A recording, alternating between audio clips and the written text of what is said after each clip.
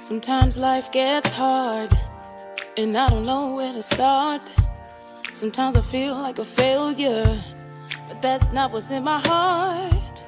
I think about my little babies, and I begin to smile. Then I pull myself together and try to run another mile. As a woman, I know my worth. Yeah, I'm gonna make it. Gotta follow my dreams, put myself first. Oh yeah. Hello, everybody. Welcome to the journey of womanhood every Tuesday here at 7:30 p.m. I am super duper excited about tonight. We have in the house our guest, Miss Renecka Raw. She is the CEO of Diamonds Are Set Apart, which is a young women's empowerment ministry. I am so excited. She has a wonderful and inspiring testimony in reference to motherhood. When we think about motherhood, when we think about the pitfalls and the valleys that we go through, a lot of times it's very inspiring to hear how someone else has made it. And this young woman can really testify and talk about how she had not only pushed through, but was able to defeat all odds, be able to show the enemy what they said about her and was not true, and to be able to defeat the statistics of young women at a young age having children. I don't want to give all the tea up about her testimony, but I do want her to explain and talk to us about her awesome story. And before we do that, we want to be able to introduce Miss Renecka Ross. I'm going to have my sister Crystal to do that at this time. Renecka Ross is the CEO of Diamonds Are Set Apart. The organization was created with a mission to remind young girls and women of all ages of their worth, pushing them towards their purpose and encouraging them to believe how special they are to God. The authenticity of Diamonds Are Set Apart is real and is birthed from from personal experiences, triumphs, and challenges. Renecka was born and raised in Washington, D.C. area. She is the mother of two amazing sons and is currently employed with the federal judiciary system in Washington, D.C. Her joy and passions are founded in mentoring young girls and inspiring women. When becoming a teen mom at the age of 14, she was faced with relational, educational, and economic challenges. However, she was sustained by her faith and determined to succeed, not becoming a victim or statistic. She believed that we are all created with purpose and destined to leave a legacy of impact. Renecka has been mentoring young girls for at least 7 years. She stands on the notion that anything is possible when trusting God, putting him first and believing in one's gifts and talents. She has overcome fear, low self-esteem, and times when she wanted to simply give up. She believes that your past doesn't define you. Rather, past experiences can be used as stepping stones to push you further to your destined future. She has been featured in Inner Success Project, which is a book that's covered topics as becoming a teen mom, overcoming many life's obstacles. She has also been interviewed by WGTS 91.9 Breakaway Edition, where she discussed understanding a woman's worth, the ability to be set apart, facing the root of low self esteem, and many other aspects of being a virtuous woman. She has earned her Human Resource Management certificate from Prince George's Community College and is working on the release of her first book. She is a motivational speaker as well as a mentor to many. She has held conferences, purity banquets, and pajama parties for girls and women to share stories which encourage and inspire. Her goal is to ensure that every diamond is fully aware that they are set apart and destined for greatness. God created many diamonds, but each of them has a particular design, which is which has set them apart and deemed them special. Here is Renecka Ross.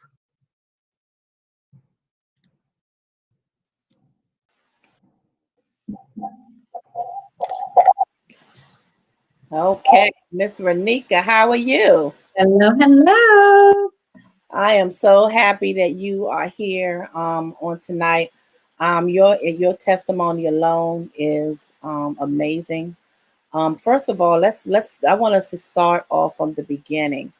Um, as a single mother, let's start to talk about your journey in motherhood, starting with your first son. Starting with Eric, I found out that I was pregnant with Eric. I was just about to turn 14 years old. During that time, dealing with brokenness, a lot of depression, a lot of low self esteem. I was just broken, and I didn't know that I was pregnant. I had questions for God, like, how am I going to bring a child into what I thought at that time was a broken world? My life was just broken. You know what I mean? So how can I be a mother? Not only at 14, but I didn't feel like I had the tools to be a mom. So, that kind of walked me into finding out I was pregnant, making choices, deciding different things that I was going to do. School was big. So, and let me just put a pin right there. A lot of people, statistics think that young girls become pregnant because they're just out in the world doing this, doing that, and, just being free. That wasn't me. I was a typical teenager, but I was an honor roll student. I was in my studies. I read a lot. I knew God. I was introduced to God, by my great grandmother. Then my first grade teacher brought me to Christ. And then later I got to know him for myself. So, it wasn't about just out here being fast. I was broken and I linked to different things to comfort me in different situations. And becoming a mother it was rough. I mean, I was a baby myself. I didn't know what to do. I didn't think that I had the tools to be a mother. And then I didn't think that I had the foundation in order to raise the child at the time, not knowing if it was going to be a boy or a girl. But things come from roots, and, soil feeds those roots, and I just didn't think that I had it.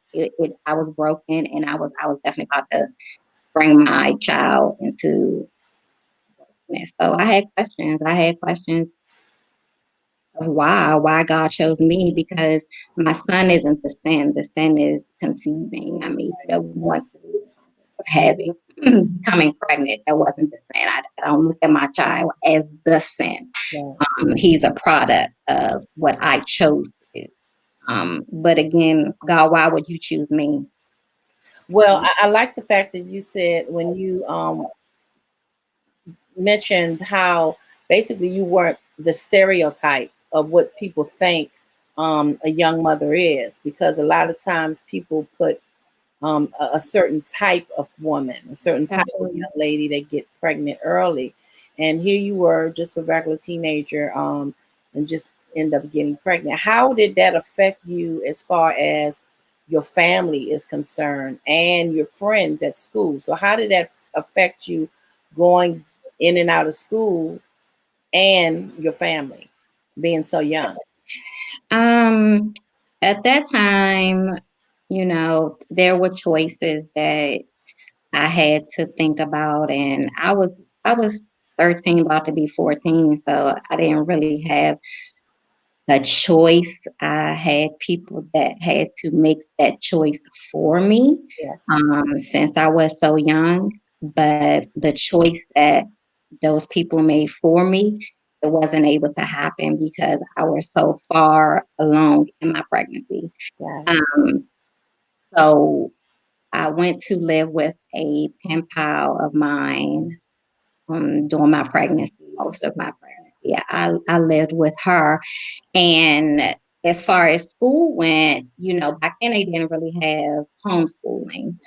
So I can recall my grandfather saying, okay, what you want to do? Because when I started to show, I don't even think a lot of people knew I was pregnant, to be honest, because it was a transition of moving to another household. Then it was a transition of when I started to really show. The Right. school was concerned about, my something happening. You can get bumped in the hallway, anything like that. So I did have to decide what I wanted to do as far as school. So my grandfather was like, what do you want to do? And I wanted to finish school. I wanted to finish school on time. I wanted to graduate on time. I had close friends in my circle that knew things that I was dealing with. Everybody didn't. They thought, they didn't know that I suffered from depression, and they didn't know that I was broken and things like that. So a lot of people didn't know, unless you were like in my close circle, you kind of knew what I was, dealing with and going through. But my grandfather would go to the school and he would pick my work up from the teachers. And basically I had to teach myself. I still had to take the test. I still had to read, but I was determined that I was going to graduate on time. I was preparing to leave junior high school, to enter high school. So my mindset was, I just knew that's what I wanted to do. And that's what I didn't have to do what I chose to do. So You as chose. far as home. So basically, you and Eric, your oldest son, y'all basically kind of grew up together because you had him young. Absolutely. Absolutely. Yeah. And how, okay, so let's fast forward. So Mm-hmm. you're out of school now, you're on your own. And how did that impact you? Now you're on your own, you're not a child anymore. You have a job, you can take care of yourself independently. Now let's talk about your introduction to single parenting. Well, I always had women in my God put certain people in my life at certain times where I needed them most.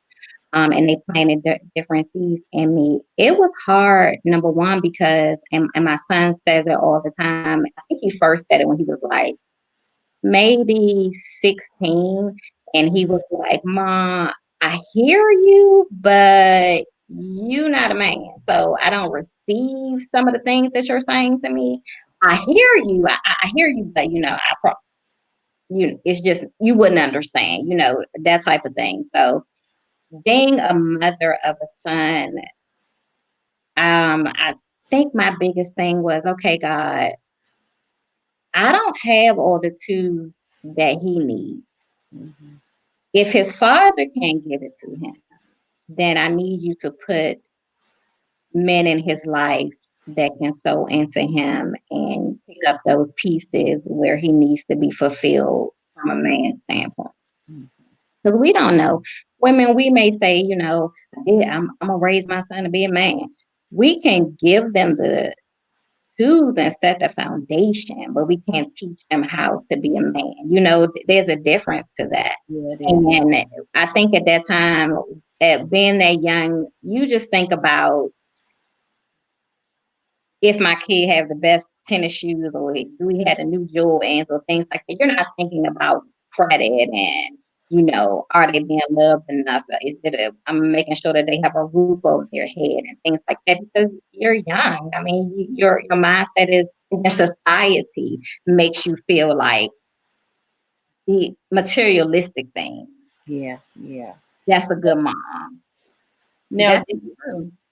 were you how did you manage, because I know for me, I was a single parent for like 15 years before got married. But how did you manage parenting him? Because I know you have two boys now. You have Marius as well.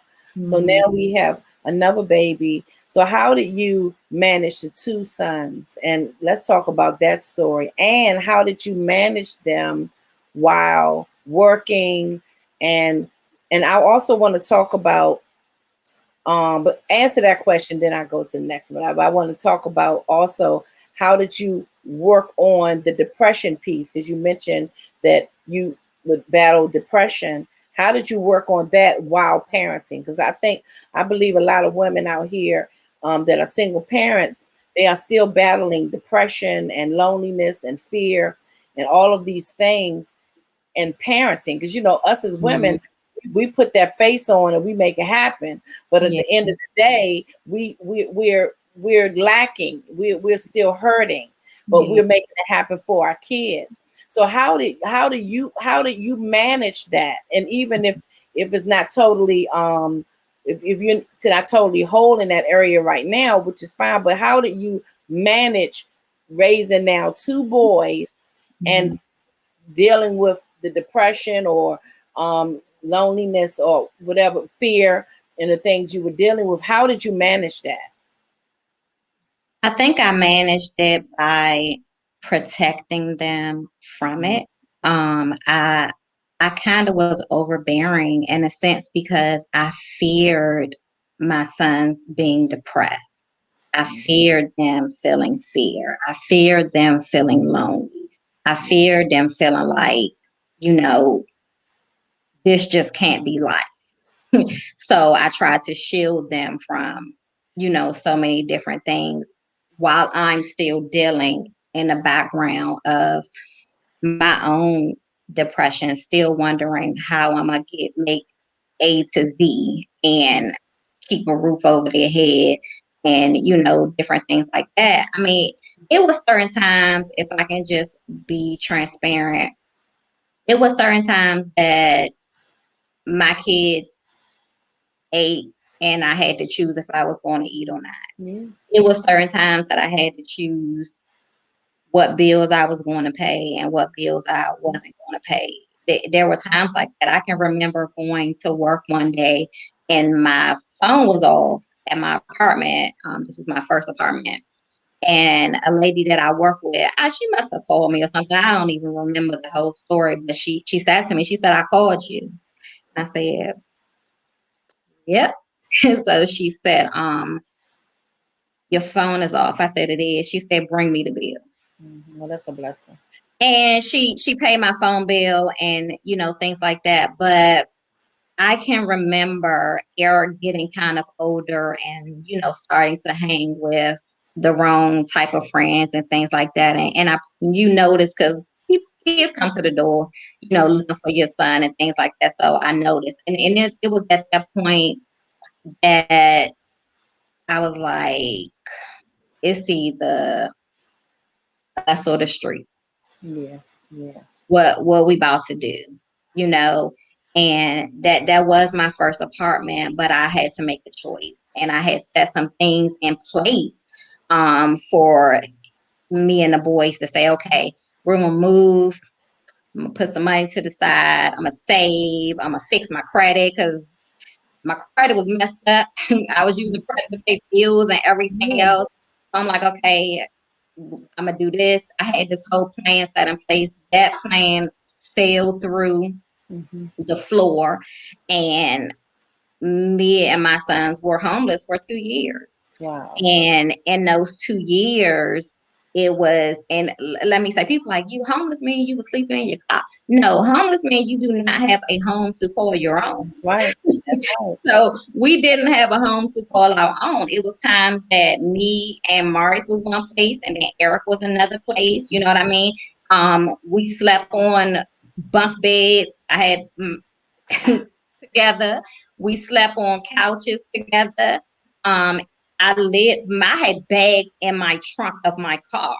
I was still going to work every day. They had no idea that I was living out of bags in my car. And at that time, you know, I didn't really, Eric kind of knew what was going on. Mari was kind of, you know, they're 8 years apart.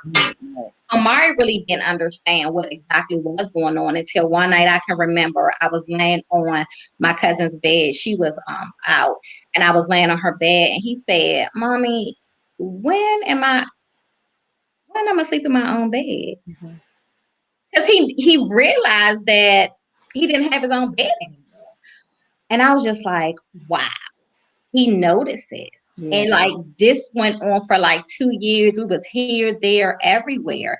And in those 2 years, people like, oh, well, she should have saved up enough money because she didn't have enough. No, you gotta pay when you lay. So you can't just lay places and you know be there for free. So I had to pay different bills and different other people's households and things like that. In the midst of saying, come on, God, like I want my kids to be together. I want us to have our own. And I just can recall, and I'm probably kind of skipping. I don't even know why I'm here, but I can remember then. I think I was staying with my gossip at the time, and to us it was the suburbs because we from Southeast DC. So to us it was the suburbs in the area. And she was like, just go check out the apartments across the street. I was like, I can't afford it. Like, and the people will look at my credit and say, Right. I understand. like, I've been there. and like, I don't want to play with the people like that. And she was like, Renecka, just go, go, go. So I went online, did the application. I didn't hear anything. I waited like 2 days and I walked over and it was a lady that was in the office. And I asked her, I said, my name is Renecka Ross. I sent the application over. I just want to know that I get approved. And she was like, Miss Ross, you are approved. I was like, oh, okay. She was like, well, you have to pay this amount of money. We gonna need. I was like, oh, I didn't say it to her, but I was like, Yeah. oh, but she was just like, we gonna need this, we gonna need that. We need money to hold the place for you. So, I was like, okay, great. I left there sad, depressed again. So I'm like, I don't have what she's asking me for.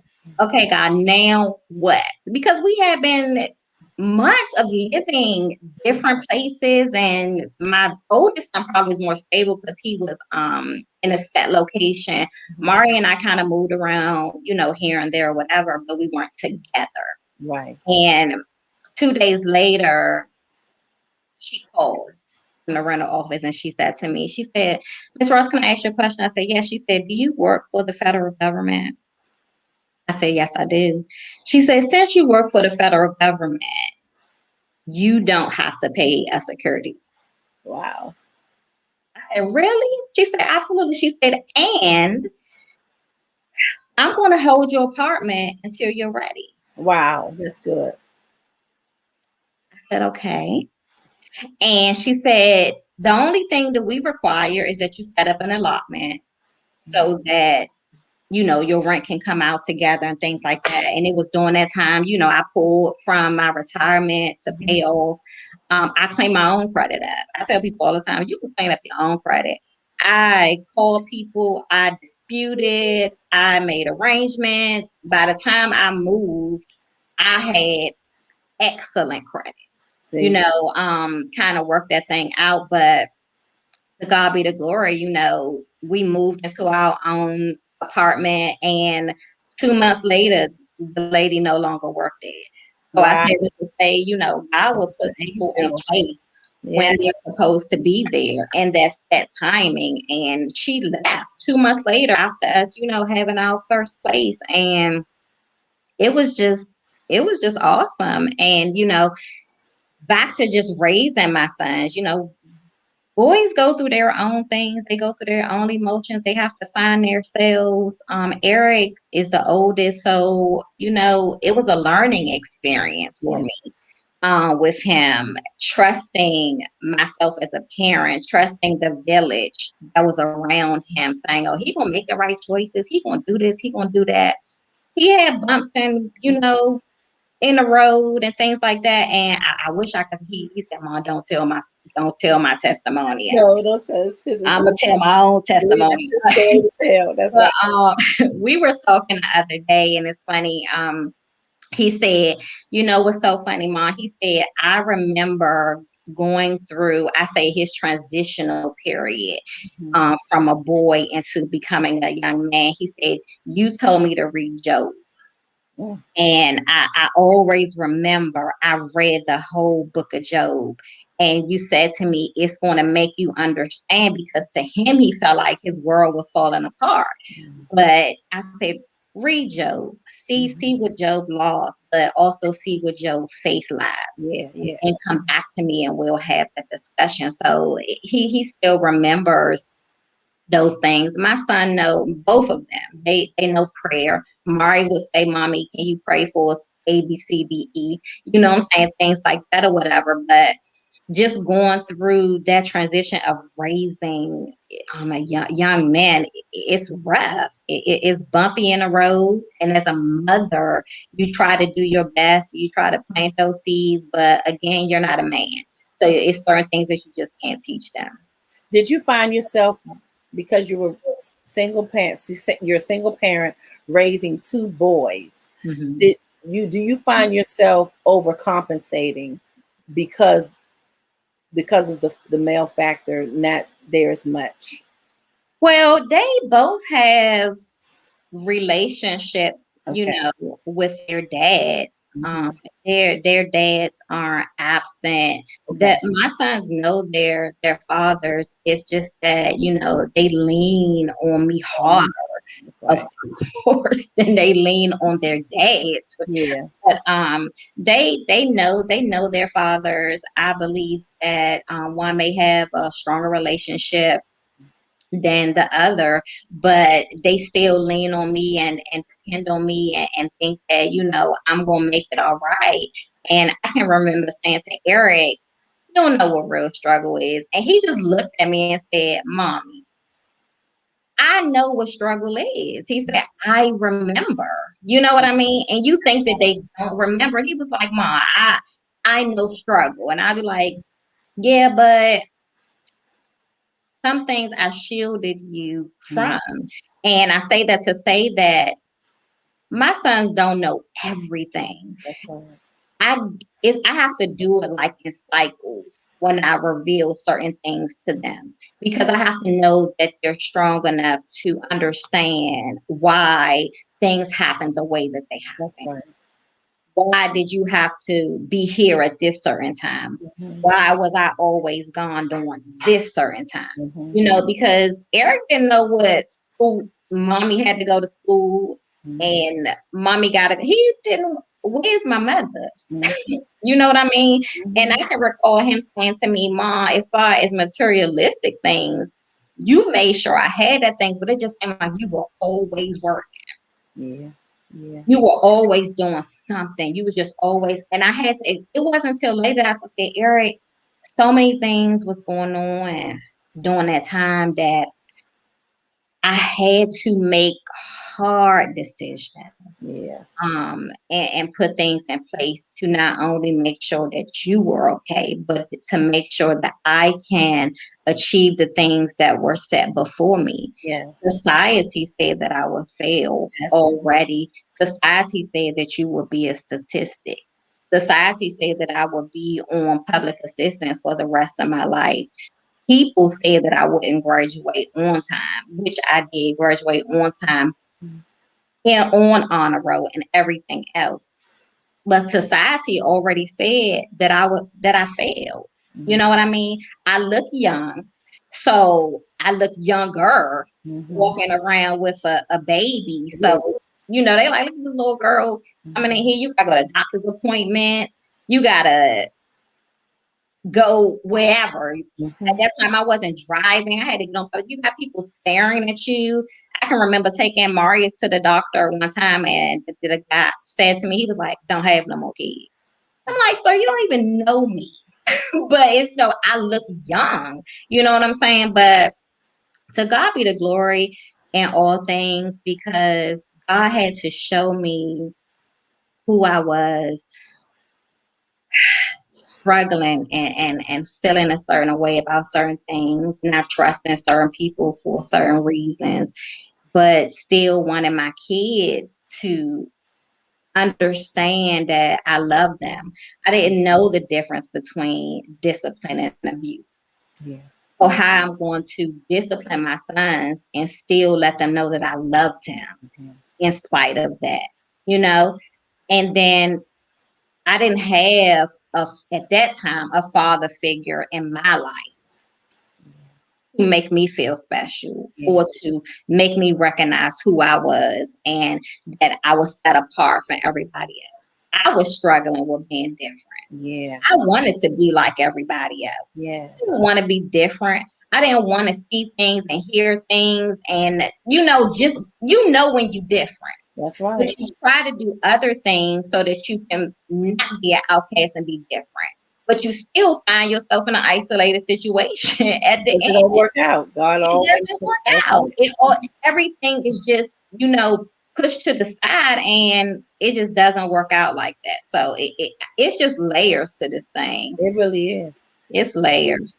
Now, as you now, I think it's so beautiful how you were so young, navigating through life and learning your woman and experiencing your own motherhood into womanhood. You know what I mean? Yeah, absolutely. Raising these two boys at the same time and juggling the job and raising them and learning you as a young woman, transforming into a woman and navigating motherhood, Absolutely. That's a lot, but I feel like the blessing too with your story is that you broke the statistics, or you broke what they said, the naysayers, or the stereotype.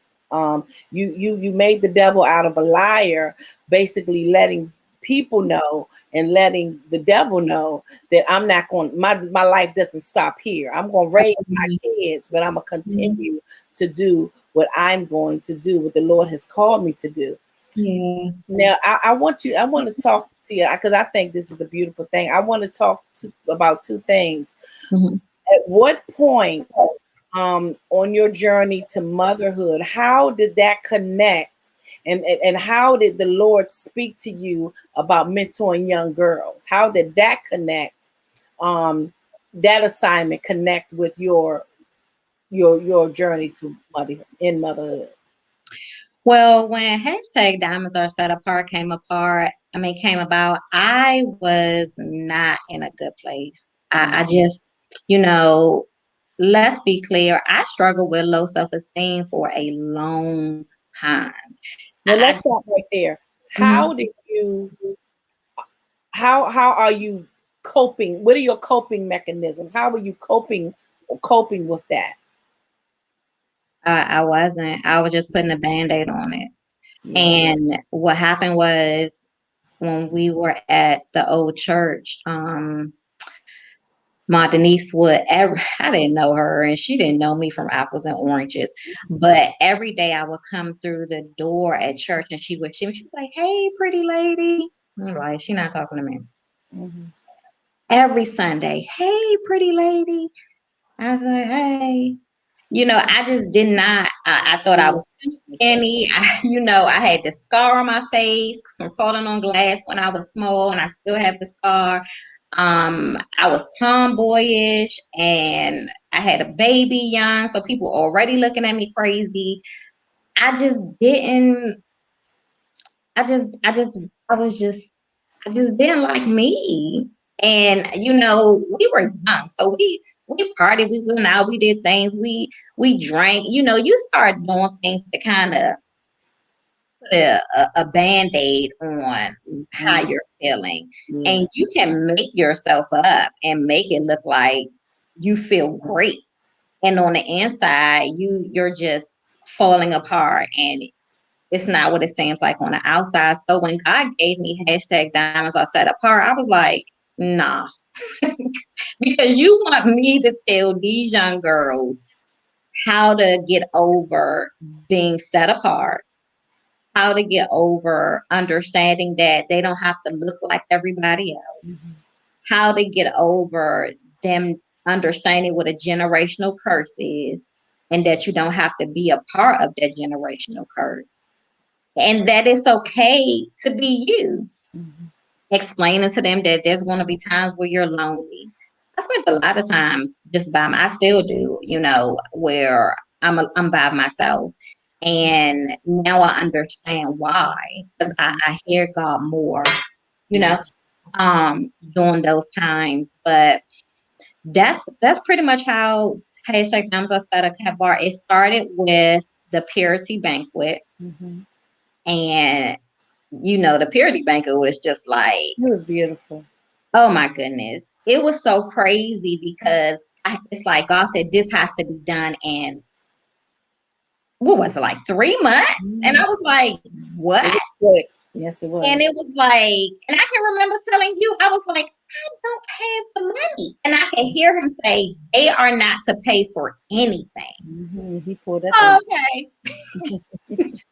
You they don't have to pay for nothing. No, they don't have to pay for anything. You're going to have this banquet. You're going to have a full dinner. You're going to present them with necklaces, with pendants on it, sterling silver necklaces. I will never forget it. With purple heart-shaped pendants, 100 of them. Okay. And you want a full dinner laid out.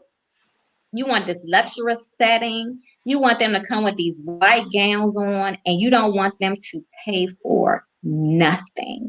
I think the parents pay what, like $25. I can't remember if that. It's not the kid. But when I tell you, if God says it, it shall be.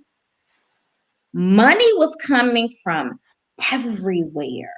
People were sending me money that I had never met before. And when I looked up, everything that needed to be paid for was paid for. Yes. You know what I mean? And these young girls came and I was able to share, but just to see them sit down in these white dresses and present each one of them, have their parents present them with this pendant and saying it's okay to sustain yourself and wait. You don't have to rush. You don't have to feel rushed. It's okay to say no. It's okay to love on you. People gonna make you feel like you gotta do it and you don't. Because guess what? God loves you that much that he'll keep you in the midst of what everybody else is doing. And that taught me, because I was like, okay. Yes. Because I can remember here, and I saw a young lady speak, and she said, if God can heal you from AIDS, why can't God heal a hymen? Mm. Why can't he mend it back together like it had never been broken? That taught me. We weren't taught that when you first share yourself with a man, there's a shedding of a blood. That's right. And that blood is a connection between you two. Not thinking about that. If no one sits you down and I didn't know that. Yeah. I didn't know that there was a shedding of a blood because skin is broken. And that's like a covenant that's saved for your husband. That's right. Because the blood had been shed for him. Everything's supposed to fit like a glove. Everything. And I didn't know that, but I had to share that with them because God, he taught me that in the midst of me teaching them, you know, because I didn't know what that was. I didn't know about the shedding of the blood or how everything's supposed to fit like a glove or your husband's supposed to do. No. So to tell them, listen, it's okay to wait because it's a lot that come with that. And then I have sons. So with my sons, we have discussions and both of them, Mari is 18, about to be 19. Eric just turned 26. They both have relationships. And I sit and I have to tell them and talk to them about respecting a woman. You don't want to treat a woman how you don't want your mother to be treated. Right.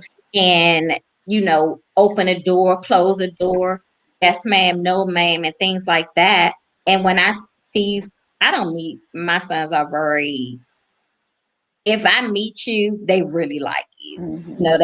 They just not bringing everybody home. And if I have conversations with their girlfriends, I'm Miss Renecka. Yeah.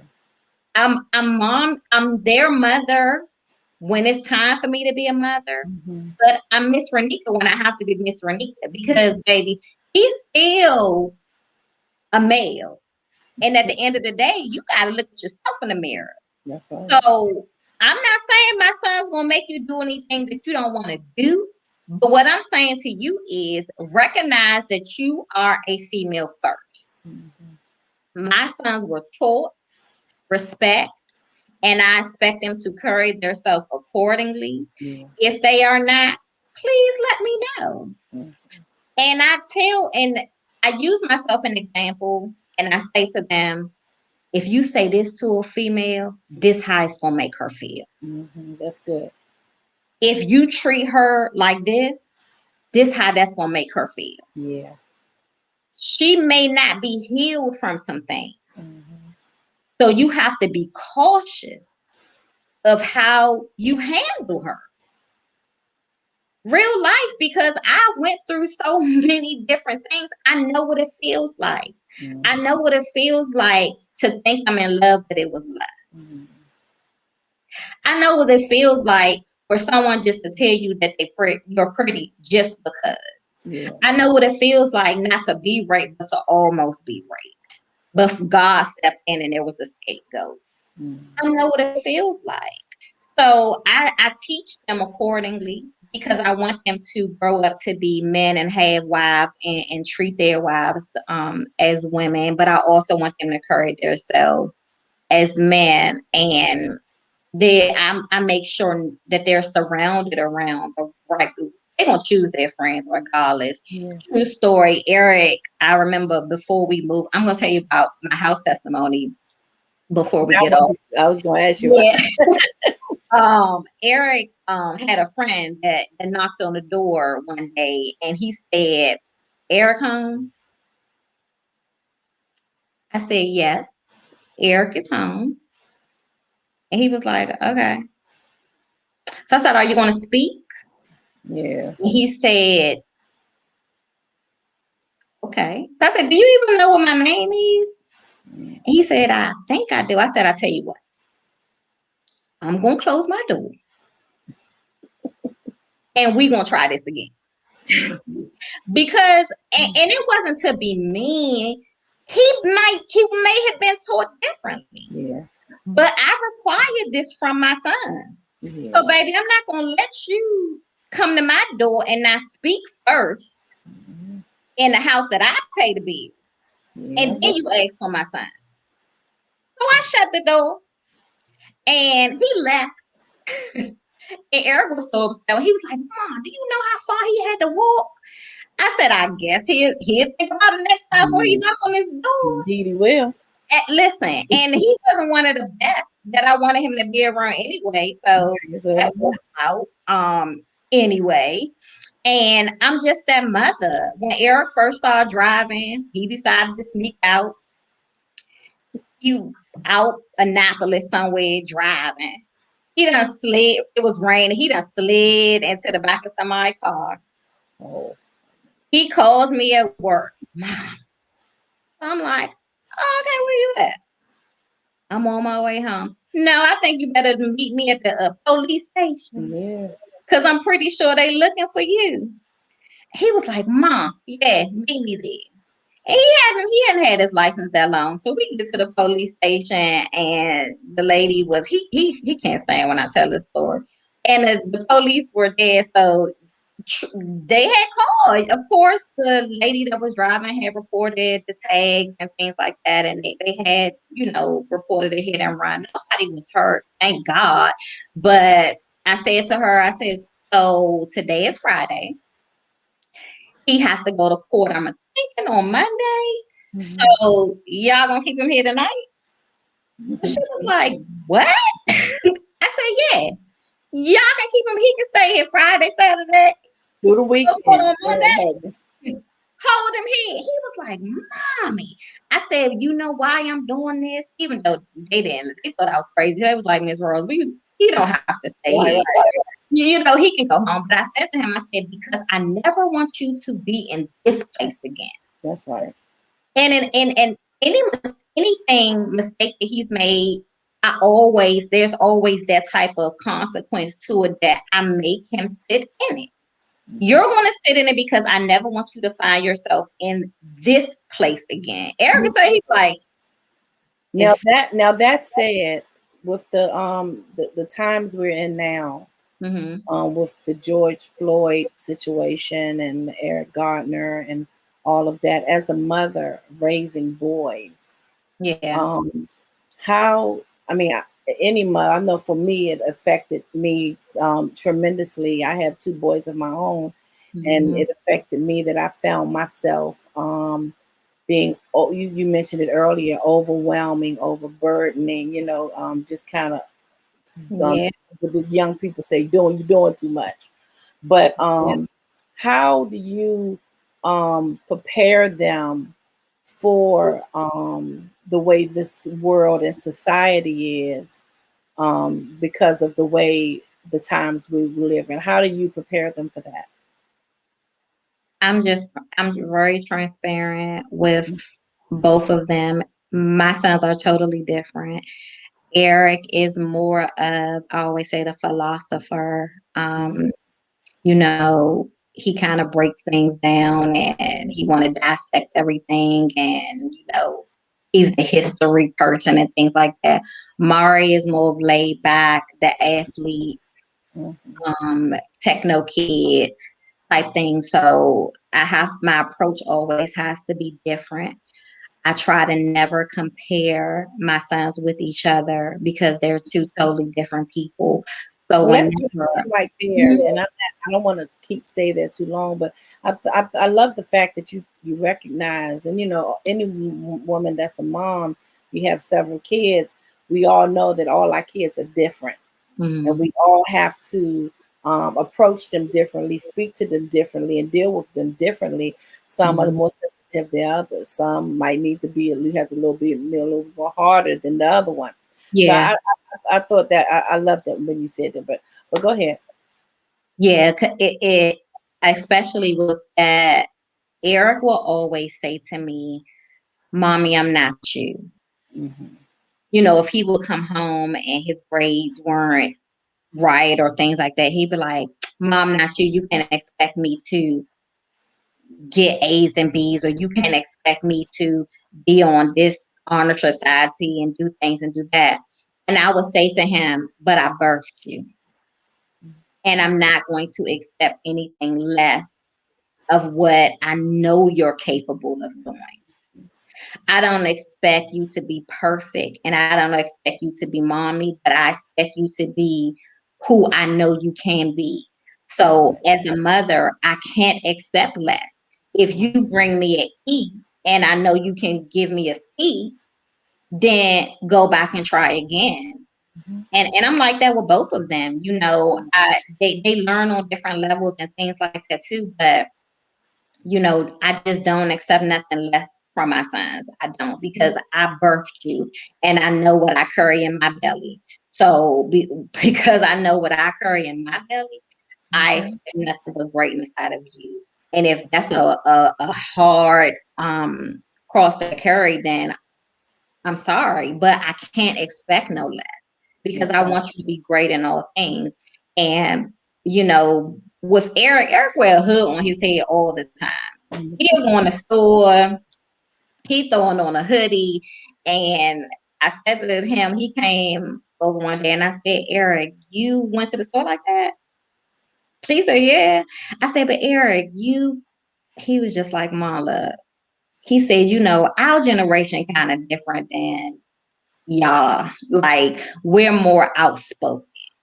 He was like, "You know, I just feel like I shouldn't be put in this cage where I can't wear a hood on my head because somebody think I'm a robber." He was like, "Why? That doesn't make any sense." He said, "But when I open my mouth to speak, they look at me different." You know? Yeah. Because I always tell my society remembers anything about you. They're going to remember how you reacted, and they're going to remember what you said, how you said it, and how you presented yourself. They're never going to forget those things. And even now, Eric is very different. You know, he got me to dress in different. Mom, you need to mix some colors together. You need to mix some fabrics together and do things like that. So, you know, you just never know what's going to come out the pocket. And you know, the beauty of it is, and we all learned, and any woman that's on the broadcast on tonight, it's a difference in parenting young people and parenting adults. Absolutely. That's a transition in itself. And I'm gonna do a segment, a show on that, with some women, and we want to have that discussion, because when we're parenting adults, we it's a whole different issue. Is we have to learn boundaries. We have to learn things that we might didn't want to do back in the day, but now they're adults. We gotta try to reach them in a different way. Yeah. I just want to talk about one thing before we close out. Now, because of, you know, you started out, you were young, you were a teenage mom, you experienced homelessness, you experience, and through that process, you were battling your own issues of low self-esteem and depression, but able to overcome and still raise two strong Black young men. Now, and your oldest son, because he was there through the whole struggle and he remembers. Yeah. Now God has placed you in a position where you're able to experience home ownership. Yeah.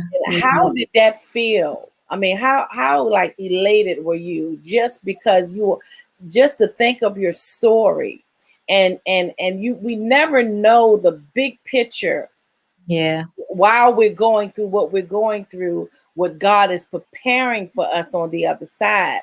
Absolutely. So how did your boys and how did you react to, now God has opened up the door for this single mother that was a teenage mother, homeless, living pillow to post, trying, doing everything to make ends meet, dealing with my own low self-esteem, dealing with my own depression, dealing with my own stuff.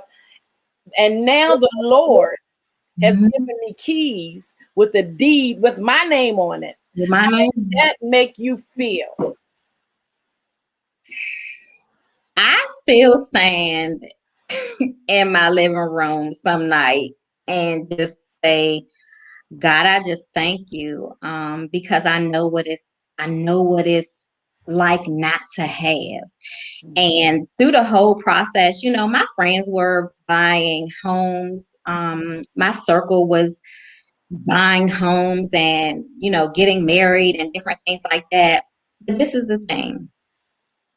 With everything, there's a season. With everything, there's a time for you. And you can't base your timing on what everybody else had going on. So even though people were saying, Renecka, you paying all that money for rent, you ain't buying, you could buy a house.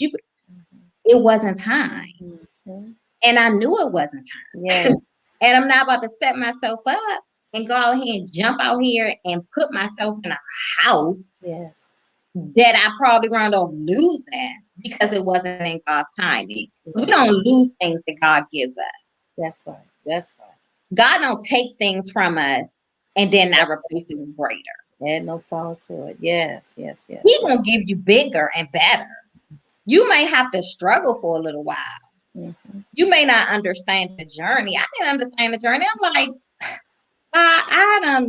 I know what it's like to have to live with other people. I know what it's like to have to give up my place for the protection of my son, because that's how I became without a home, because I was like, it's either the streets or us just being out here. Yes. And I can remember going through the process of buying my house, and I called the bank. I'm like, am I approved? Y'all not saying nothing. Here it is again. I got to call to see what's going on with my approval. Right? Because these people not calling me. I had to put in the application, and this bank has not. And the loan officer said, "You approved. We just waiting for the closing date." Because you hear all these horror stories about buying a house. They be like, they're gonna be looking at your bank statements. They're gonna want to know this. Oh yeah, they go through all that too. They're gonna be searching at this. When I tell you, it was such a process that I had to call them people. They didn't ask me for nothing that wasn't submitted at the time that I applied for my home. I knew what I wanted. I knew how I wanted it set up. I knew how I want my bathroom to be. I wanted this. I wanted that. And, God made that happen. And that's how I knew it was God, because it wasn't no hiccups, in there. Everything was put into place, from the paperwork to the financing to everything. And I told my cousin, I said, God had given me a number in my head for my mortgage.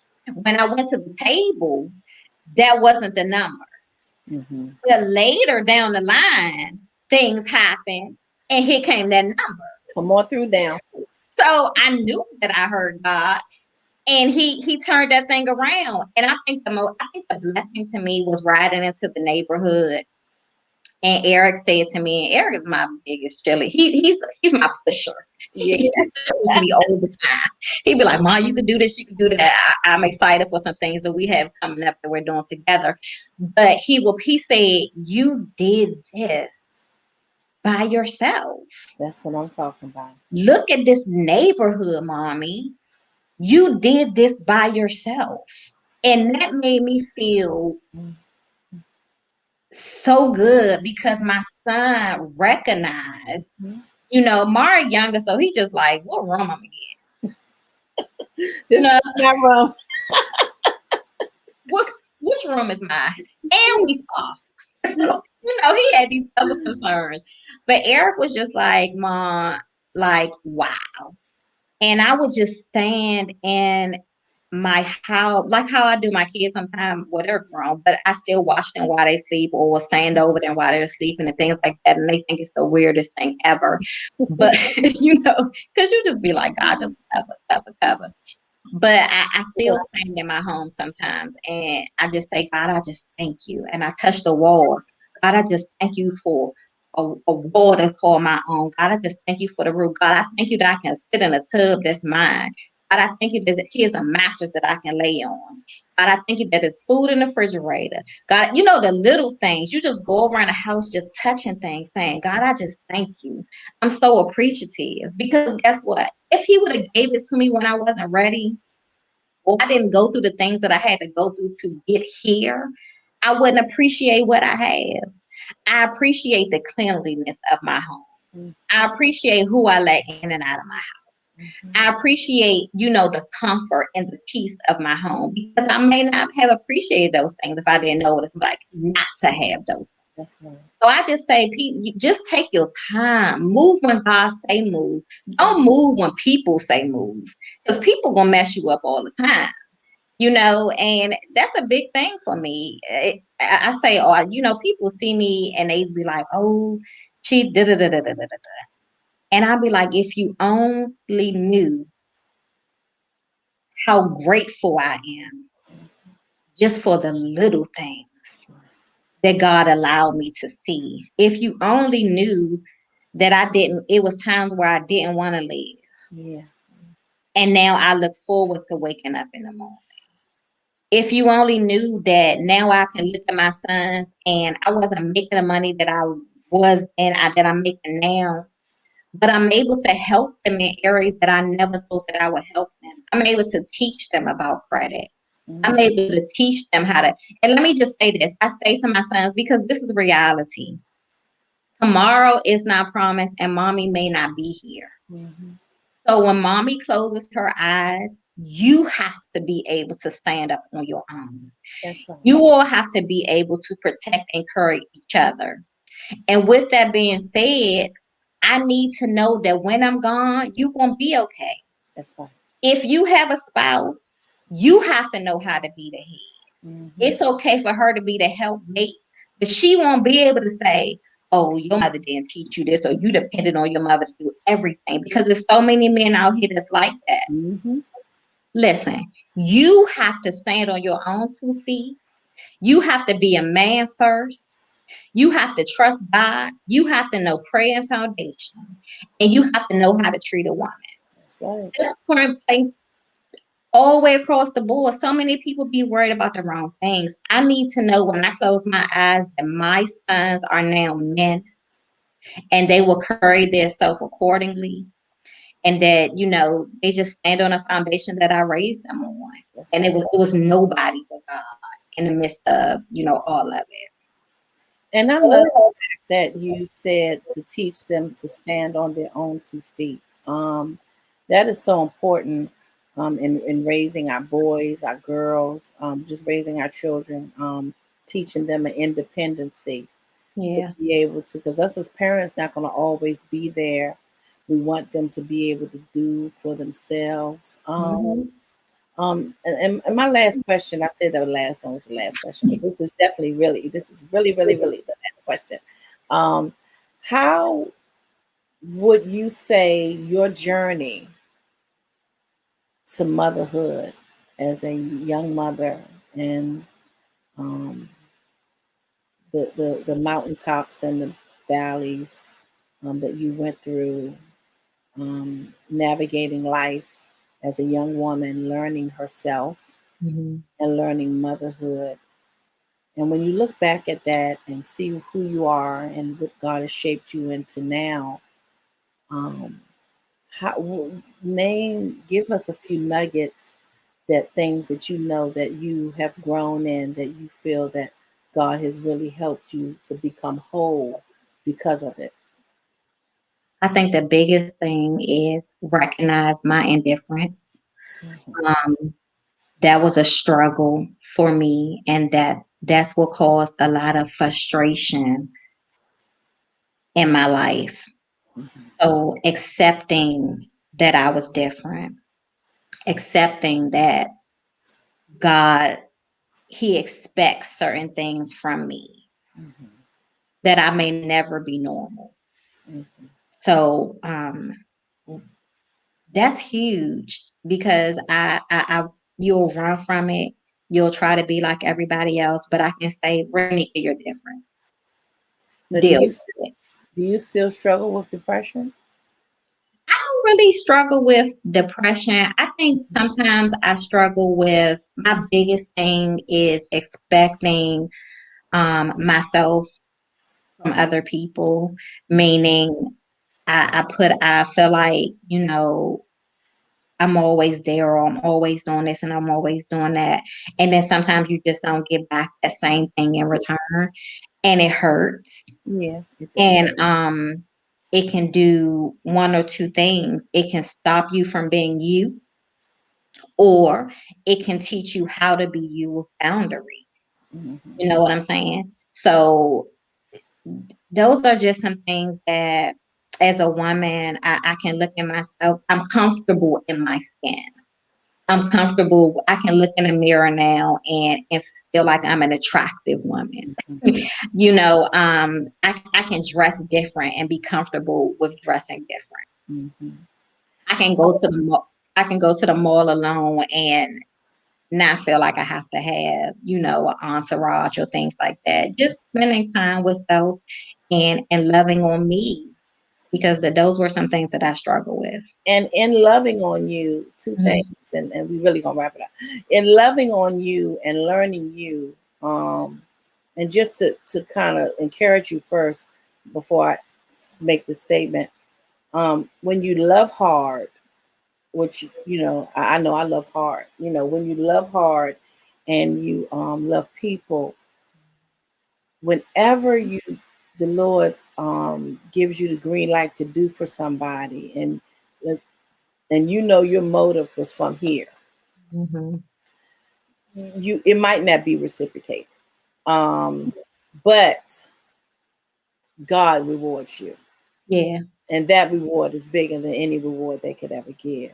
He does. And I'm a witness to that, Yeah. because I would tell me to do certain things and I'd be like, no. Mhm. Like, Yeah. I'm not doing that. And then, he'll make it so that, I would still have to do those things, even though flesh, Mhm. I don't want to do those things. But you're right. I love hard. If I say I love you, I mean it. Yeah. If I say I'm gonna get out of my bed in the middle of the night and be there, I'm going to be there.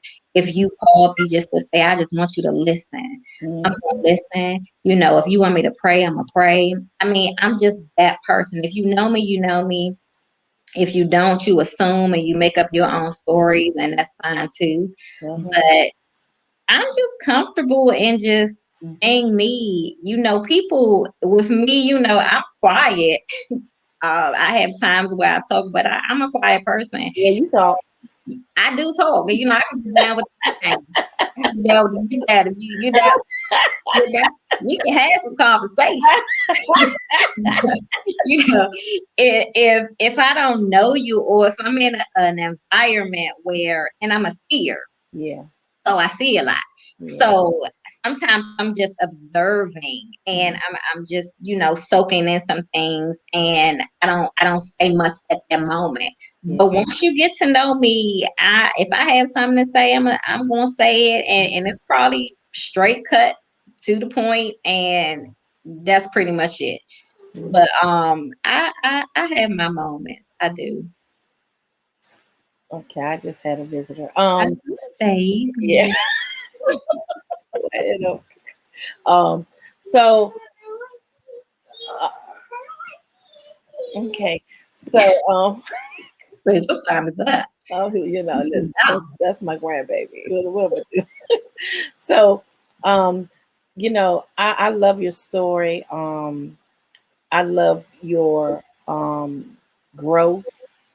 Um, I love to see how the Lord has just made you evolve. Just in the midst of still, in the midst of raising the boys and and allowing God to raise you. In the midst of that, Absolutely. and Absolutely.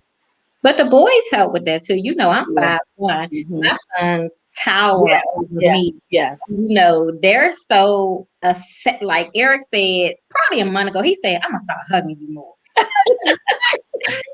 oh wow, Hugging you more, telling you I love you more. I was like, Eric, he said, Mom, he said, because I don't think you had that as a child. yeah, yeah, And that hit me kind of deep because I was like, I thought I'm affectionate. He yeah, was just like, Mommy, I just feel like we need to love on you more. You know what I mean? And that touched me because my 25, 26-year-old son talking about something. I'm gonna start hugging you more. I yeah, love yeah. you, Mom. And he'll leave out the door. He'll be like, I love you, Mom. And I'd be like, I love you, Eric. He'd be like, okay, like All right, there. we gonna get this together. The Yeah, boys are awesome. yeah, That yeah. was my firstborn was a boy, and they just love really hard when they come to their They mom. love hard. They Um, love hard. They do. I, Both of them. yeah, listen, them Mhm. boys, they don't grew up on me. But I'm so grateful and honored that you shared with us on tonight. I love to see. I'm looking forward to see what more you're going to do with Diamonds Are Set Apart. It's a wonderful mentorship program that is really needed in these times that we're living in. Your story is very beneficial to hear for young women to hear because what you did, you pushed through your situation, and even though you went through, at the end of the day, your pain wasn't wasted. And Yeah. I'm grateful that you are able to. I'm just excited for what the Lord has to do. Is I know you have some things going on business wise. I don't want us to talk about that. We Yeah. can come again and talk about that because I want your son to talk about that. But Yeah. um, but some things you're embarking on. Just to speak to all the women on tonight, this is just a wonderful example on how the Lord will allow us to go through a process. And the process is never to be ignored, never to be ignored. We can't skip it. We can't go over it. We can't go under it. We can't go around it. We can only go through it. But there's so many benefits of going through it. It So is. many benefits of going through it because we learn, we evolve, we change, we grow. And where there's no growth, where there's no change, there's no growth. And where there's Yeah. no growth, there's no change. So it just really, you are really blessed me. And there are women on tonight that are single mothers that are waiting for that time to buy a house, waiting for the Lord to send them a husband. But this is what I love. You got the house before the husband. I did. So it lets you know that God, when God does a thing, you don't need a person, you just need Him. And he made it so. He made it so that, and that was 95% of my life. I think that God made it where as though I can never give man credit for Mhm, what he did. mhm, So, I had to trust him. I had to mhm, trust his will. I had to trust his ways, even though mhm, it hurt.